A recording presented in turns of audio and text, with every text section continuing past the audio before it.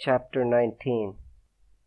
The historic meeting took place 2 days later, and in that short space of time the town of Montelepre was bursting with rumors that the great Don Croce Malo was coming, hat in hand, to meet with their great glorious hero, Torre Giuliano. How the secret got out was not known. Perhaps it was because Giuliano took extraordinary precautions for the meeting. His patrols moved into position to seal off the Palermo road, and almost 50 of his men who were related by blood to people living in Montelepre went to visit their relatives and stay in their houses overnight. Passatempo was sent with his men to seal off the Belampo barracks and immobilize the carabinieri if they ventured out on patrol. Terranova's men controlled the road from Castellamare and Trapani.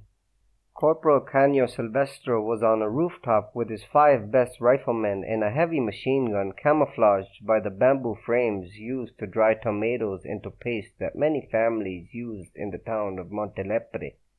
Don Croce came at twilight in a large Alfa Romeo touring car which parked in front of the house of Hector Adonis.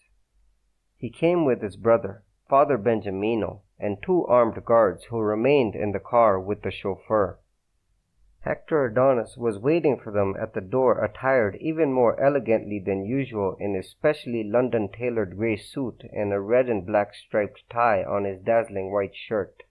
He made a startling contrast to the Don, who seemed to be attired even more carelessly than usual, his huge girth girdled by a pair of trousers that made him look like a huge goose waddling, his shirt collarless and unbuttoned at the neck, and a heavy black jacket that did not even come together at the front, so that you could see the simple white suspenders, an inch wide, that held up the trousers.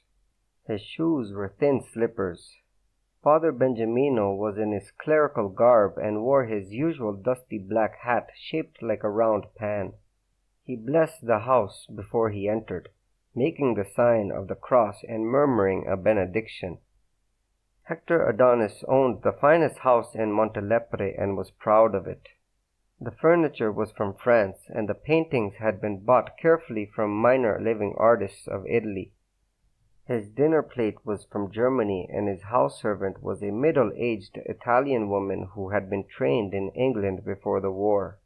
She served them coffee as the 3 men sat in the drawing-room waiting for Giuliano. Don Croce felt absolutely secure. He knew that Giuliano would not dishonor his godfather by betraying his word. The Don was filled with a pleasurable anticipation. He would now meet and judge for himself the true greatness of this rising star. There was no sound out in the cobbled street, no sound of a door opening or being shut. But suddenly Giuliano was standing in the archway that led to the dining room. Don Croce was struck by his handsomeness. Life in the mountains had broadened his chest and slimmed down his face. It was still oval, and yet the cheeks were lean, the chin pointed. There were the statue-like eyes, golden brown with their curious circle of silver that seemed to embed the eyeballs into their sockets. His clothes, too, set him off to advantage. The moleskin trousers snug, a white shirt freshly washed and ironed. He wore a hunting jacket of russet velvet, loose, underneath which was slung a machine pistol he always carried. Above all, he looked incredibly young, no more than a boy, though his age was 24. Could such a boy have defied Rome, outwitted the friends of the friends, inspired devotion in the murderous Andolini, kept in check the brutishness of Passatempo, conquered a quarter of Sicily and the love of the people of the whole island? Don Croce knew that Giuliano was incredibly brave, but Sicily was full of brave men who had gone to early graves, easy prey to treacheries. And then, even as Don Croce doubted him, Torre Giuliano did something that gladdened the Don's heart and reassured him that he was right to make this boy his ally. He came into the room and advanced directly to Don Croce and said, "Bacio tua mano." It was the traditional Sicilian peasant greeting to a man of higher rank, a priest, a landowner, or a noble. "I kiss your hand," and Giuliano had a cheerful grin on his face. But Don Croce knew exactly why he had said it. It was not to show his subservience to the Don or even in respect for his age. It was said because the Don had put himself in Giuliano's power and Giuliano was showing respect for the trust. Don Croce rose slowly, his heavy cheeks becoming darker with the effort of rising. He took Giuliano in his arms. This was a noble young man, and he wanted to show his affection. As he did so, he could see the face of Hector Adonis beaming proudly. His godson had shown himself a gentleman. Pisciota came through the archway and watched this with a small smile on his saturnine face. His handsomeness, too, was remarkable, but in a direct contrast to Giuliano. The illness of his lungs had thinned his body and his features. The bones on his face seemed to press outward against his olive skin.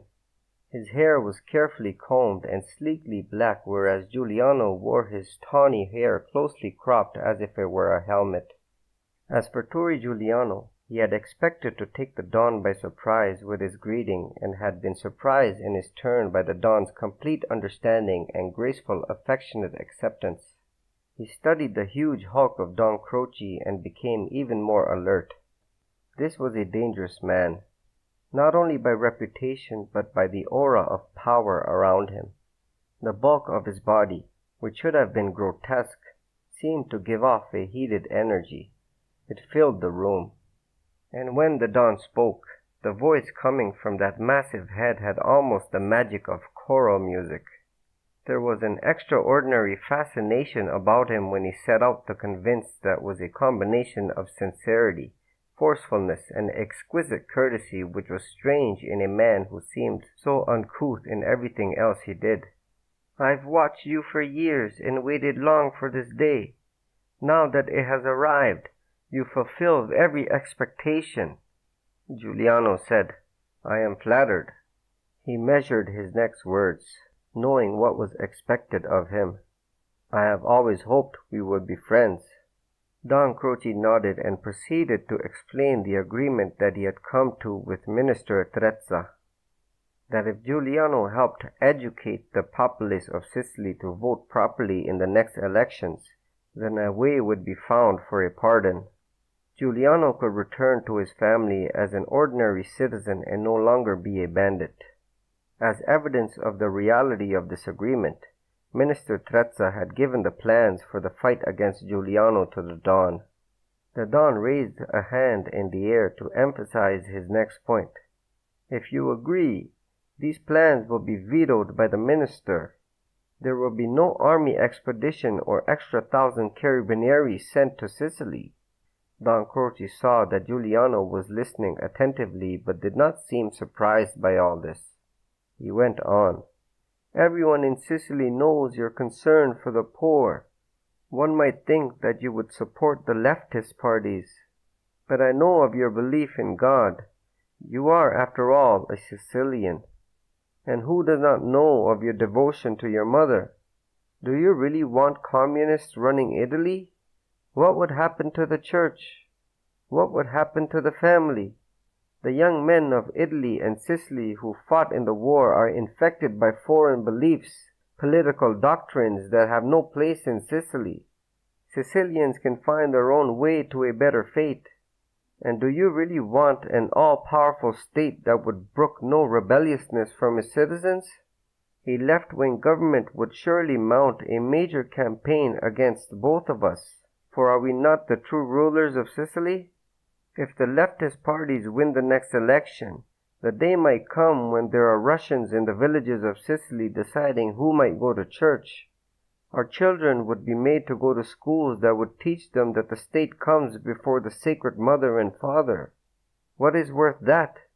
No, now is the time for every true Sicilian to defend his family and his honor against the state."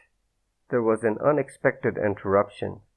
Pisciota was still leaning against the wall of the archway. He said sardonically, "Maybe the Russians will give us our pardon." A cold wind blew through the Don's mind, but he in no way showed the anger he felt at this insolent, mustachioed little dandy. He studied the man. Why had he called attention to himself at this moment? Why had he wanted the Don to notice him? Don Croce wondered if this man might be put to some use. With his unerring instinct, he smelled a rottenness in this most trusted lieutenant of Giuliano. Perhaps it was the lung disease, perhaps the cynicism of mind. Pesciotto was a man who could never trust anyone completely, and was therefore a man who, by definition, could not be trusted by anyone completely. Don Croce turned all this over before he spoke to answer. "When has a foreign nation ever helped Sicily?" he asked. "When has a foreigner ever given justice to a Sicilian? Young men like yourself," he said directly to Pesciotto, "are our only hope, cunning and brave in a pride and honor. For 1,000 years such men have joined the friends of the friends to fight against oppressors, to seek the justice that Turri Giuliano fights for now. This is the time for us to stand together and preserve Sicily." Giuliano seemed impervious to the power of the Don's voice. He said with deliberate bluntness, "But we have always fought against Rome and the men sent to govern us. They have always been our enemies. And now you asked us to help them? To trust them?" Don Croce said gravely, "There are times when it is proper to make common cause with an enemy. The Christian Democrats are the least dangerous to us if they win Italy. It is to our purpose, therefore, that they rule. What could be simpler?" He paused for a moment. "The leftists would never give you a pardon. Rest assured of that. They are too hypocritical, too unforgiving. They do not understand the Sicilian character. Certainly the poor will get their land, but will they be able to keep what they grow? Can you picture our people working in a cooperative? God in heaven, they kill each other now in a quarrel over whether the Virgin Mary will wear a white robe or a red robe in our religious processions." All this was delivered with the ironical wit of a man who wanted his audience to know he was exaggerating and yet know the exaggeration held a good deal of truth. Giuliano listened with a slight smile. He knew that some day it might be necessary to kill this man, and such was the respect Don Croce inspired by his presence and the power of his personality that Giuliano flinched from the thought. As if by even thinking such a thing he went against his own father, some deep feeling of family. He had to make a decision, and it would be the most important since he had become an outlaw. Giuliano said softly, "I agree with you on the communist. They are not for Sicilians." Giuliano paused. He felt that now was the moment to make Don Croce bend to his will. "But if I do Rome's dirty work, I have to promise my men some reward. What can Rome do for us?" Don Croce had finished his cup of coffee. Hector Adonis sprang to replenish it, but Don Croce waved him away. Then he said to Giuliano, "We have not done too badly for you. Andolini brings you information on the movements of the Carabinieri so that you can always keep your eye on them. They have not taken extraordinary measures to root you out of your mountains, but I know that is not enough. Allow me to do you a service that will gladden my heart and bring joy to your mother and father. Before your godfather here at our table, before your true friend, Aspano Pesciotto, I will tell you this.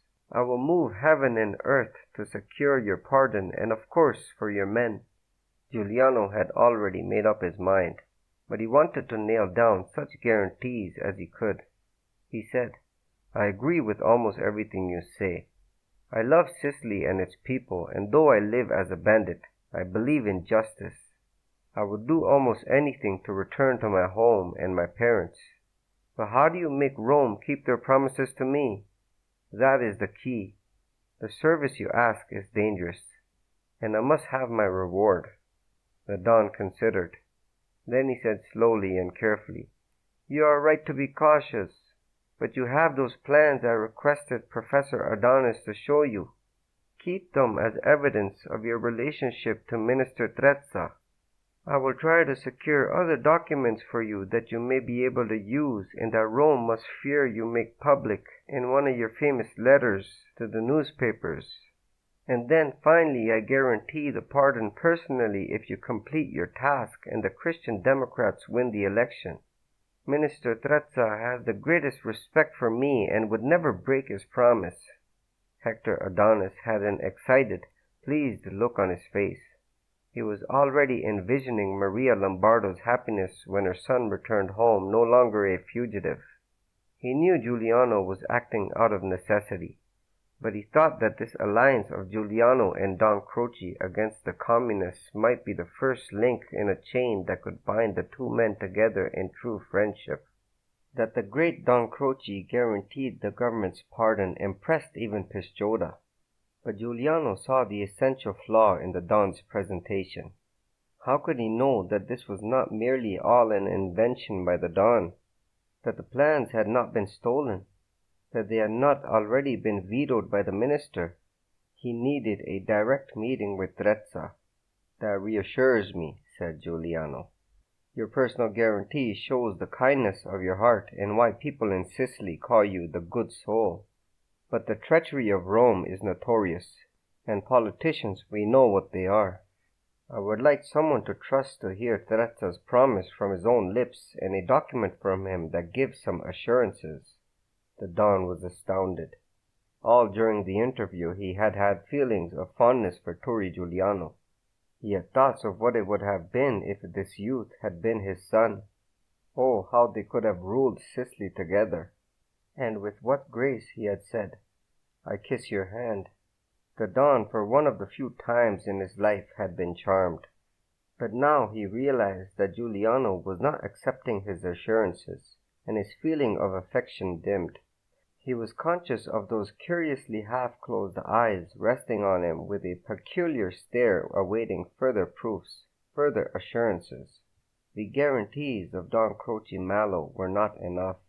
There was a long silence, the Don considering what he should say, the rest awaiting. Hector Adonis tried to cover his dismay at Giuliano's persistence and his fear of the Don's reaction.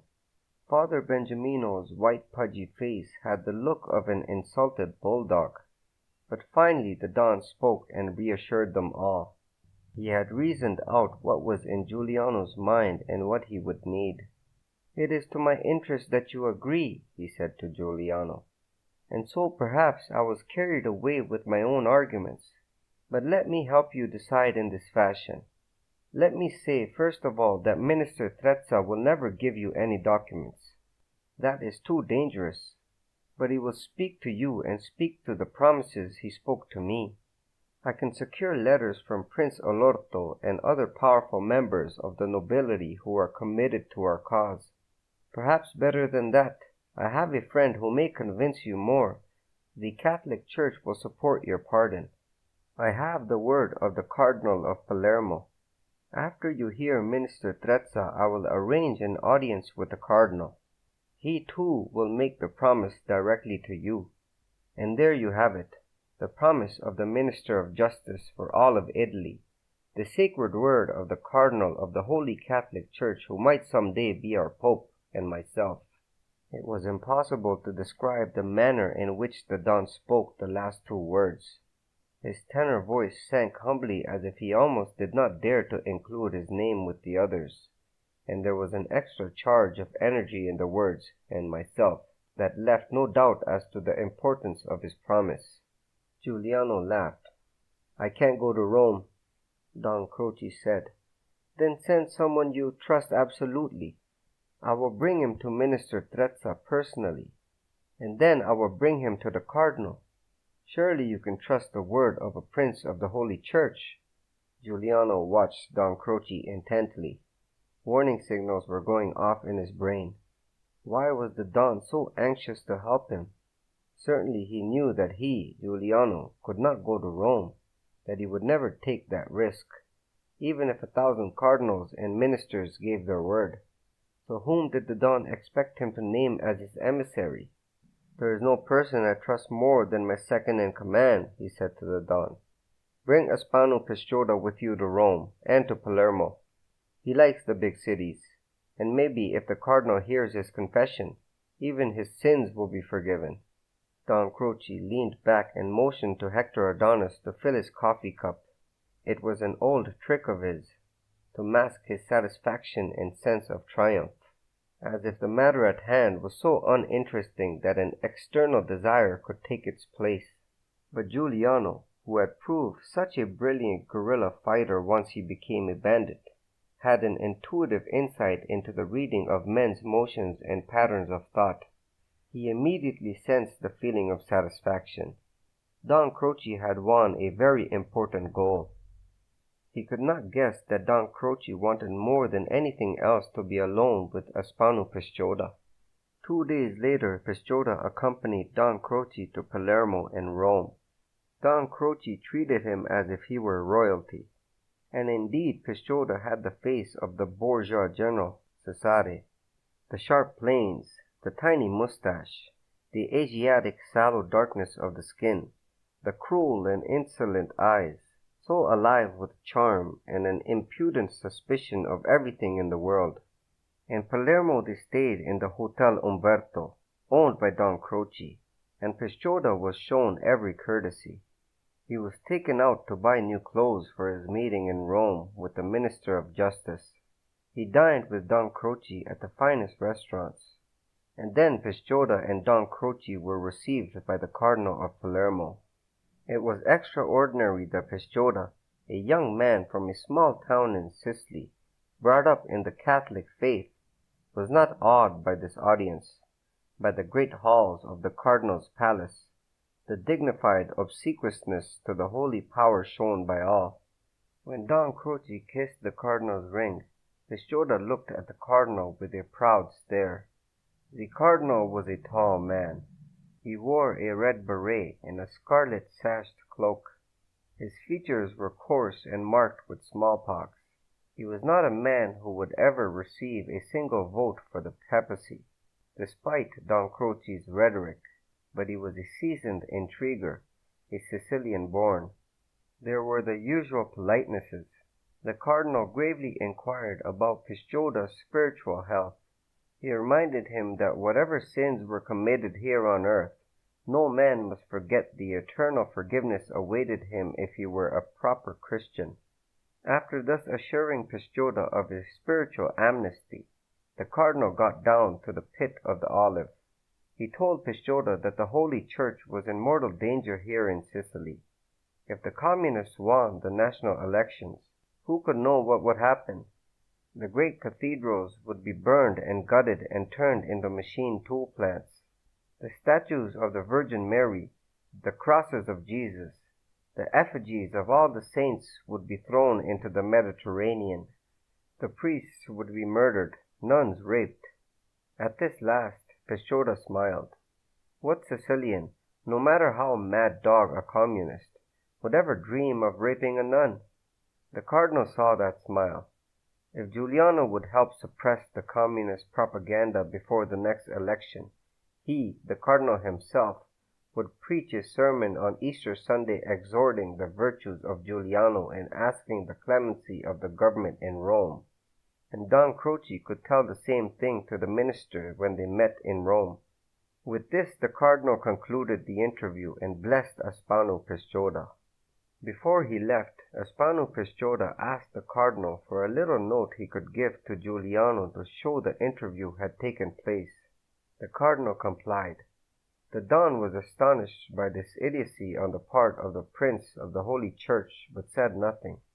The meeting in Rome was more Pisciotta's style. Minister Trezza did not pretend to the spiritual qualities of the Cardinal. After all, he was a minister of justice, and this Pisciotta merely a bandit's courier. He explained to Pisciotta that if the Christian Democratic Party lost the election, the Communists would take extraordinary measures to wipe out the last bandits remaining in Sicily. It was true that the Carabinieri still mounted expeditions against Giuliano, but that could not be helped. Appearances must be preserved, or the radical newspapers would scream to the high heavens. Pisciotta interrupted him. Is your Excellency telling me that your party can never give Giuliano amnesty? It will be difficult, Minister Trezza said, but not impossible, if Giuliano helps us win the election. If he then remains quiet for a time without committing any kidnappings or robberies, if he lets his name not be so notorious. Perhaps he could even emigrate to America for a time and return forgiven by everyone. But one thing I can guarantee, if we win the election, we will not mount serious efforts to capture him. And if he wishes to emigrate to America, we will not prevent him or persuade the American authorities to deport him. He paused for a moment. Personally, I will do everything in my power to persuade the President of Italy to pardon him. Pisciotta said again with a slight smile. But if we become model citizens, how do we eat? Giuliano and his men and their families. Is there perhaps a way for the government paying us? After all, we're doing their dirty work. Don Croce had been listening with his eyes shut, like a sleeping reptile. Spoke quickly to stop the angry reply of the Minister of Justice, who was bursting with fury that this bandit dared to ask the government for money. "A joke, Your Excellency," Don Croce said. "He's a young lad, his first time out of Sicily. He doesn't understand the strict moralities of the outside world. The question of support does not concern you in the least. I will arrange that with Giuliano myself." He gave Pisciotta a warning glance to keep still. But the minister suddenly had a smile on his face and said to Pisciotta, "Well, I'm glad to see the youth of Sicily have not changed. I was like that once. We're not afraid to ask what's due us. Maybe you would like something more concrete than promises." He reached into his desk and pulled out a red-bordered laminated card. Tossing it to Pisciotta, he said, "This is a special pass signed by me personally. You can move any place in Italy or Sicily without the police bothering you. It's worth its weight in gold." Pisciotta bowed his thanks and put the pass in his jacket pocket, inside next to his breast. On their journey to Rome he had seen Don Croce use such a pass. He knew he had received something of value. But then the thought struck him. What if he were captured with it? There would be a scandal that would shake the country. The second in command of Giuliano's band carrying a security pass issued by the Minister of Justice? How could that be? His mind raced to solve the puzzle, but he could come up with no answer. The gift of such an important document showed an act of faith and goodwill on the minister's part. The magnificence of Don Croce's hospitality on the trip was gratifying. But all this did not convince Pisciotta. Before he left, he asked Trezza to write a note to Giuliano verifying that the meeting had taken place. Trezza refused. When Pisciotta returned to the mountains, Giuliano questioned him closely, making him repeat every word he could remember. As Pisciotta showed him the red-bordered pass and voiced his puzzlement as to why it had been given him and the dangers the ministers ran in signing such a pass, Giuliano patted him on the shoulder. "You're a true brother," he said. "You're so much more suspicious than I am, and yet your loyalty to me has blinded you to the obvious. Don Croce must have told him to give you the pass. They'll hope you make a special trip to Rome and become their informer." "That whore's goat," Pisciotta said with terrible anger. "I'll use this pass to go back and slit his throat." "No," Giuliano said. "Keep the pass. It will be useful to us. And another thing. That may look like Trezza's signature, but of course it's not. It's a forgery. If it suits their purpose, they can deny the pass is legitimate. Or if it suits their purpose, they can say certainly it's in order and produce records that the pass was authorized by Trezza. If they claim it's a forgery, they just destroy the records." Pisciotta recognized the truth of this. With each day he felt a growing amazement that Giuliano, who was so open and honest in his feelings, could fathom the twisted schemes of his enemies. He realized that at the root of Giuliano's romanticism was the brilliant penetration of paranoia. "Then how can we believe they will keep their promises to us?" Pisciotta said. "Why should we help them? Our business isn't politics." Giuliano considered this. Spinoff had always been cynical, and a little greedy too.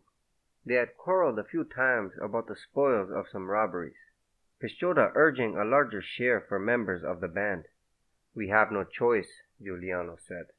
"The communists will never give me amnesty if they win control of the government.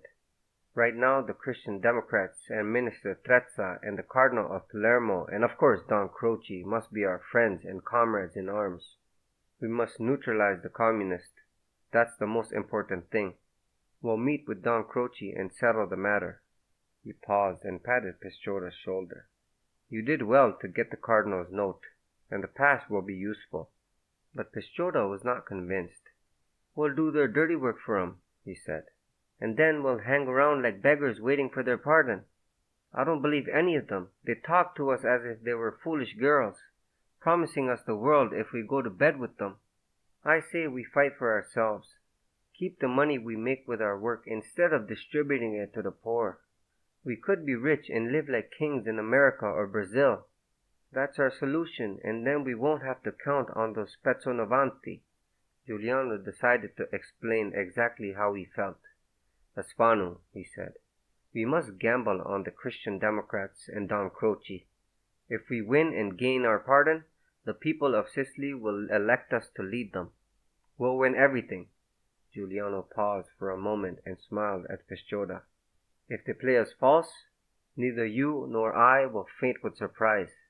But how much will we have lost? We must fight the communists in any case. They are more our enemies than the fascists, and so their doom is certain. Now, listen to me carefully. You and I think alike.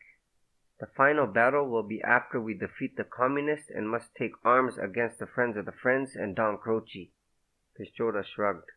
"We're making a mistake," he said. Giuliano, though he smiled, was thoughtful. He knew Piccioda liked the life of an outlaw. It fitted his character, and though he was quick-witted and cunning, he did not have imagination. He could not make a jump into the future and see the inescapable fate that waited them as outlaws. Later that night, Spano Piccioda sat on the edge of the cliff and tried to smoke a cigarette. But a sharp pain in his chest made him stub it out and put the butt in his pocket. He knew his tuberculosis was getting worse, but he also knew that if he rested in the mountains for a few weeks, he would feel better. What worried him was something he had not told Giuliano. All during the voyage to see Minister Trezza and the Cardinal, Don Croce had been his constant companion. They had eaten dinner together every night, and the Don had discoursed on the future of Sicily, the troublesome times to come. It had taken some time for Piccioda to realize that the Don was courting him, trying to win him over to some sympathy of the Friends of the Friends, and in a very subtle way attempting to convince Piccioda that perhaps, like Sicily, his own future might be rosier with the Don than with Giuliano. But it made him more worried about the Don's good faith. He had never before been in fear of any man, except perhaps Torre Giuliano. But Don Croce, who had spent his whole life acquiring that respect which is the badge of the great mafia chief, inspired in him a sense of dread. What he realized now was that he feared that the Don would outwit and betray them and that some day they would lie with their faces in the dust.